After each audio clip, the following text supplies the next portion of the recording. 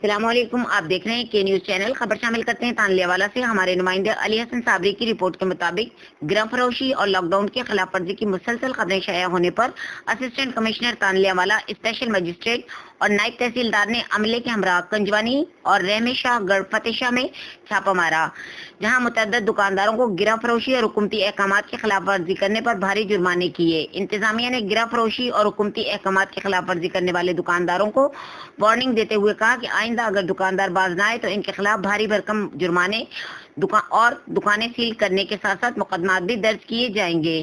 جبکہ assistant commissioner تانلیہ والا نے رحم شاہ گڑھ روڈ پر پیٹرول پمپ کو تیل کی مقدار کم ہونے پر سیل کر دیا۔ یاد رہے کہ یہ تانلیہ انتظامیہ کی لاک ڈاؤن کے پیش نظر حکومتی احکامات کے خلاف ورزی اور گرہ فروشوں کے خلاف بڑی کارروائی ہے۔